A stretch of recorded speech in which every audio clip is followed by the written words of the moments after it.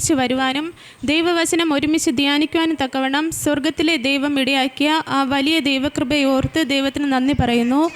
അല്പസമയ ചിന്തയ്ക്കായി എടുത്തിരിക്കുന്ന വേദഭാഗം വിശുദ്ധ മാർക്കോസ് എഴുതിയ സുവിശേഷം 4-ാം അധ്യായം 35 മുതൽ 40 വരെയുള്ള വാക്യങ്ങൾ. വിശുദ്ധ മാർക്കോസ് എഴുതിയ സുവിശേഷം 4-ാം അധ്യായം 35 മുതൽ 40 വരെയുള്ള വാക്യങ്ങൾ. അന്നു സന്ധ്യയായപ്പോൾ പുരുഷാരത്തെ വിട്ട് താൻ പടകിൽ ഇരുന്ന പാടെ അവനെ കൊണ്ടുപോയി. മറ്റു ചെറുപടകുകളും കൂടെ ഉണ്ടായിരുന്നു.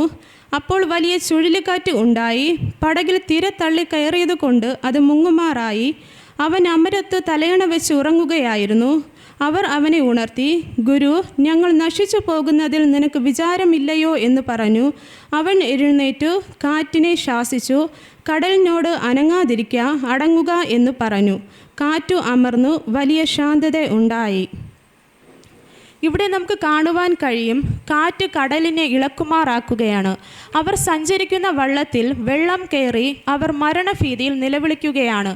അടുത്ത നിമിഷം എന്തും സംഭവിക്കാം എന്നൊരു സാഹചര്യം അവർക്കുണ്ടാകുന്നു. ആ സാഹചര്യത്തെ അവർക്ക് തരണം ചെയ്യാൻ കഴിയാത്തതായിരുന്നു. ഹല്ലേലൂയ. എന്നാൽ അവർക്ക് വേണ്ടി ആ സാഹചര്യത്തെ തരണം ചെയ്യാൻ യേശു അവർക്ക് വേണ്ടി അമരത്ത് എഴുന്നേറ്റു. ഹല്ലേലൂയ. നമ്മുടെ ജീവിതത്തിൽ നമുക്ക് വിരോധമായി നിൽക്കുന്ന വ്യക്തികളെ, സാഹചര്യങ്ങളെ, നമുക്ക് നേരിടാൻ കഴിയാത്ത വിഷയത്തെ, ഹല്ലേലൂയ, നമ്മുടെ ജീവിതമാകുന്ന പടകിൻ്റെ അകത്ത് നമുക്ക് വേണ്ടി കൈകാര്യം ചെയ്യുവാൻ യേശു നിൽക്കുക. ഹല്ലേലൂയ. എത്ര പേർക്ക് വിശ്വാസമുണ്ട്? എനിക്കും നിങ്ങൾക്കും കൈകാര്യം ചെയ്യാൻ കാര്യങ്ങൾ ഇന്ന് നമ്മുടെ ജീവിതത്തിലുണ്ടെങ്കിൽ അത് ചിലപ്പോൾ കുടുംബജീവിതമാകാം, തൊഴിൽ മേഖലകളാകാം, ബിസിനസ്സാകാം, ആരോഗ്യമാകാം, ആത്മീയ ശുശ്രൂഷയാകാം. നമ്മുടെ ജീവിതത്തിൽ അടിക്കുന്ന ആ കാറ്റ് ഏത് എന്ന് നമുക്ക് തിരിച്ചറിയാം. എന്നാൽ ഇന്ന് ആ കാറ്റിനെ ശാന്തമാക്കുവാൻ, ആ തിരമാലയെ ശാന്തമാക്കുവാൻ നമുക്ക് വേണ്ടി നാഥൻ നിൽക്കുക. ഹല്ലേലൂയ. ഇവിടെ നോക്കിയാൽ നമുക്ക് കാണുവാൻ കഴിയും, അലറി വിളിക്കുന്ന തിരമാലയുടെ ശബ്ദത്തിന് യേശുവിനെ ഉണർത്തുവാൻ കഴിയാതിരുന്നപ്പോഴും, അലറി വിളിക്കുന്ന കൊടുങ്കാറ്റിൻ്റെ ശബ്ദത്തിന് യേശുവിനെ ഉണർത്തുവാൻ കഴിയാതിരുന്നപ്പോഴും, ആ കാറ്റ് പടകിനെ ആടി ഉലയ്ക്കുമ്പോഴും ആ ഉലയ്ക്കുന്ന കാറ്റിൻ്റെ ശബ്ദത്തിനും യേശുവിനെ ഉണർത്തുവാൻ കഴിയാതിരുന്നപ്പോഴും, ഹല്ലേലൂയ, അതിൻ്റെ അകത്തു നിന്ന് ഒരുവൻ എഴുന്നേറ്റ് നാഥ എന്ന് വിളിച്ചപ്പോൾ, ഹല്ലേലൂയ, വായി തുറന്ന് ചോദിക്കുവാൻ, പ്രാർത്ഥിക്കുവാൻ, കരയുവാൻ തീരുമാനിച്ചപ്പോൾ, ഹല്ലേലൂയ, ഒരു കൊടുങ്കാറ്റിനും ഉണർത്തുവാൻ കഴിയാത്തവനെ, ഹല്ലേലൂയ, ഒരു തിരമാലകൾക്കും ഉണർത്തുവാൻ കഴിയാത്തവനെ, ഹല്ലേലൂയ, തൻ്റെ മക്കളുടെ നിലവിളിയുടെ നടുവിൽ എണീറ്റ് കാറ്റിനെയും കടലിനെയും ശാസിച്ചു. ഹല്ലേലൂയ. നമ്മുടെ ജീവിതത്തിന്മേൽ, നമ്മുടെ വിഷയത്തിന്മേൽ പ്രവർത്തിക്കുമെന്ന് ഉറപ്പുള്ളവർ ദൈവത്തെ സ്തുതിച്ചാട്ടെ. ഹല്ലേലൂയ. അതിനുശേഷം യേശു കർത്താവ് എത്തിയത് ഗദരദേശത്താണ്. 4-ാം അധ്യായത്തിൽ വളരെ ശാന്തത ഉണ്ടായെന്ന് എഴുതിയിരിക്കുന്നു. പക്ഷേ അതിൻ്റെ 5-ാം അധ്യായത്തിൽ നമുക്ക് കാണുവാൻ കഴിയും, ആർക്കും അടക്കുവാൻ കഴിയാത്തവൻ, ചങ്ങല കൊണ്ട് ബന്ധിച്ചാലും ചങ്ങല പൊട്ടിച്ചു മാറ്റുന്നവൻ, കല്ലറകളിൽ വസിക്കുന്നവൻ, 6000-ഓളം അശുദ്ധാത്മാവ് വസിക്കുന്ന മനുഷ്യൻ, ആർക്കും അവൻ്റെ മുമ്പിൽ ഒറ്റയ്ക്ക് നിൽക്കുവാൻ കഴിയാത്തപ്പോഴും യേശു അവൻ്റെ മുൻപിൽ ഒറ്റയ്ക്ക് വന്ന് നിന്നപ്പോൾ അവൻ യേശുവിൻ്റെ കാൽക്കൽ വീണ് നമസ്കരിക്കണമെങ്കിൽ നമുക്കൊന്ന് ചിന്തിക്കാം, ഈ ലോകത്തുള്ള എന്തും യേശുവിൻ്റെ കാൽ കീഴിലാണ്. ഹല്ലേലൂയ. ഈ അശുദ്ധാത്മാവ് പിടിച്ച വ്യക്തിയെ യേശു ഒറ്റയ്ക്ക് നിന്ന് കൈകാര്യം ചെയ്തു. ഹല്ലേലൂയ. എത്രയൊക്കെ ഫിനിഷിംഗ് പോയിന്റ് നമ്മൾ എത്തിയാലും ദൈവം ഒന്ന് നമ്മെ കണ്ടാൽ, അല്ലെങ്കിൽ ദൈവം ഒന്ന് നമ്മെ തൊട്ടാൽ നമ്മെ സ്റ്റാർട്ടിംഗ് പോയിന്റിൽ കൊണ്ടെത്തിക്കും. ഹല്ലേലൂയ. എത്ര പേർക്ക് അത് വിശ്വാസമുണ്ട്? ഹല്ലേലൂയ.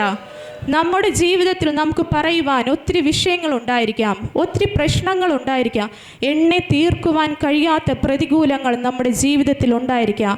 പക്ഷേ അതൊക്കെ യേശു ഒറ്റയ്ക്ക് നിന്ന് കൈകാര്യം ചെയ്യുമെന്ന് ഉറപ്പുള്ളവർ ഹല്ലേലൂയ പറഞ്ഞാട്ടെ. ഹല്ലേലൂയ. അശുദ്ധാത്മാക്കൾ പലതു കാണാം, പ്രശ്നങ്ങൾ പലതു കാണാം, പ്രതികൂലങ്ങൾ പലതു കാണാം.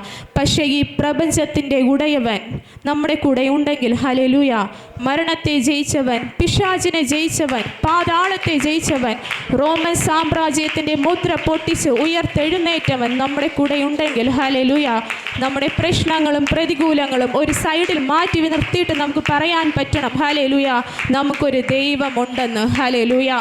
വ്യക്തിയുടെ പിൻബലത്തിലല്ല, ഈ ലോകത്തിൻ്റെ താങ്ങിലുമല്ല. ലോകത്തിൻ്റെ താങ്ങുകൾ നീങ്ങിപ്പോയിടും. ലോകക്കാരനെ കൈവെടിഞ്ഞിടിലും സ്വന്തം സഹോദരൻ പൊട്ടക്കിണറ്റിലിട്ടാലും യോസേഫിൻ്റെ ദൈവം എൻ്റെ കൂട്ടാളിയാണ് എന്ന് എത്ര പേർക്ക് പറയുവാൻ കഴിയും? ഹല്ലേലൂയ.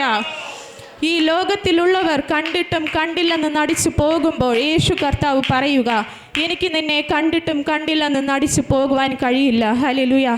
യേശു നമ്മുടെ അടുത്ത് വരും, നമ്മുടെ കൂടെ ഇരിക്കും. നീ ഓക്കെ ആണോ എന്ന് ചോദിക്കും. നമ്മുടെ ആവശ്യങ്ങൾ നിറവേറ്റി തരും. ഹല്ലേലൂയ. മാർക്കോസ് 5:35 പള്ളിപ്രമാണിയുടെ വീട്ടിൽ നിന്ന് ഒരുവൻ വന്ന്, ഗുരു, മകൾ മരിച്ചുപോയെന്ന് പറയുമ്പോൾ യേശു അത് കാര്യമാക്കിയില്ല. ഹല്ലേലൂയ. നമ്മുടെ ജീവിതത്തിലൊക്കെ നമ്മൾ തകർന്നു പോകുന്ന ഒരു നിമിഷം, അയ്യോ എന്ന് നിലവിളിക്കുന്ന നിമിഷം, ഞെട്ടിപ്പോകുന്ന നിമിഷം, അതും യേശു കാര്യമാക്കാതെ ഇരിക്കണമെങ്കിൽ ഹല്ലേലൂയ, മരണത്തിന് മുകളിലാണ് യേശു. ഹല്ലേലൂയ.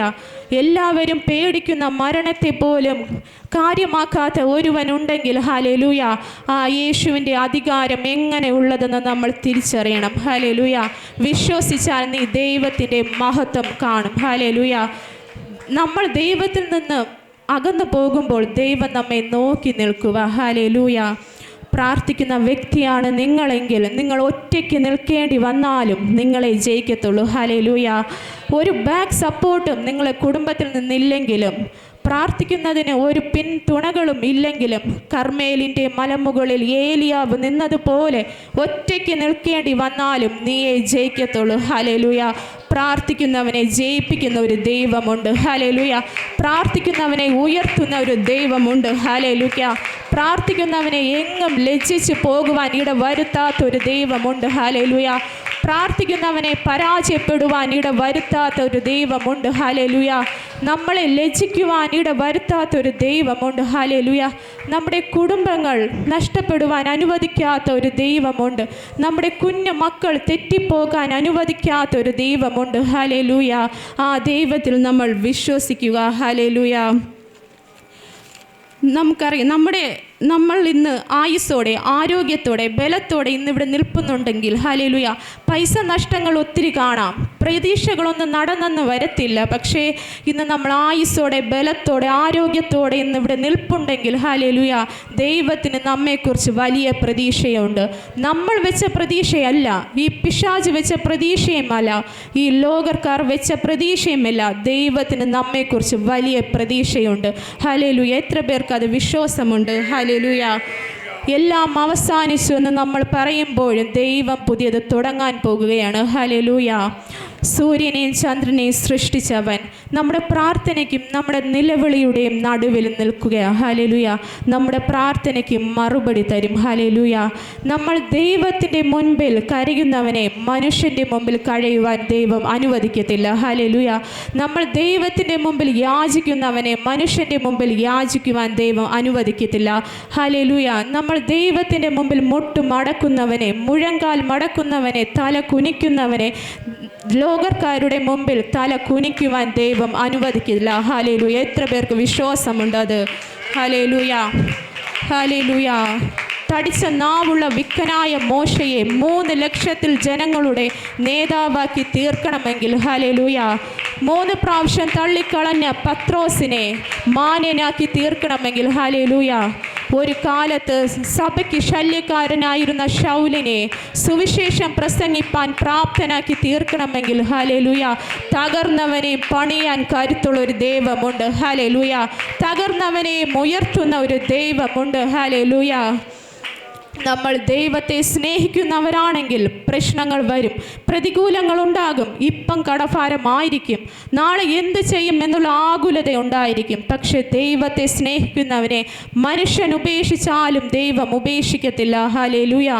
ദാനിയേൽ സിംഹക്കുഴിയിൽ വീണപ്പോൾ എല്ലാവരും പറഞ്ഞു സിംഹം അവനെ കൊന്നു കാണുമെന്ന്.